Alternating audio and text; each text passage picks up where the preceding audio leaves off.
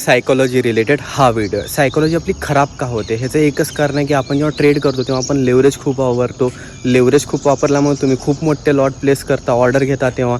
आणि यस, जेवढे मोठे लॉट असतील लॉस पण तेवढा मोठा होतो. आणि जेव्हा आपलं कॅपिटल रेडमध्ये येतं ना तेव्हा आपली सायकॉलॉजी खराब होते. मग त्यानंतर तुम्ही जेवढा लॉस केला असता ते रिकवर करण्याच्या नादात तुम्ही ओव्हर ट्रेडिंग करा आणि अजून जास्त लॉस करता. मग सायकॉलॉजी तुमची ठीक करायची असेल त्याला एकच म्हणजे ऑप्शन मी सांगतो, टी म्हणजे डिसिप्लिन. एक डिसिप्लिन बिल्ड करा की दिवसाला फक्त आपल्याला 2 ट्रेड करायचे आहेत. फर्स्ट ट्रेडमध्ये जर एस एल हिट झाला तर त्या दिवशी आपल्याला ट्रेड नाही करायचं. लॉस डोक्यात फिक्स ठेवा, प्रॉफिट डोक्यामध्ये फिक्स ठेवा. आणि जेव्हा तुम्ही ट्रेड करता तेव्हा ॲडव्हान्स प्राइस ॲक्शन फॉलो करा. ब्रेकआउट ब्रेकडाऊनला ट्रेड घ्या, बट आफ्टर रिटेस्ट ओनली.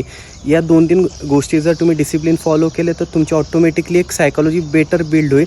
आणि जो तुम्ही ओव्हर ट्रेडिंग करून सायकॉलॉजी तुमची खराब करत असता ती तुम्ही करू शकणार नाही. तर फक्त डिसिप्लिन बिल्ड करा, सायकॉलॉजी ऑटोमॅटिकली ठीक होऊन जाईल.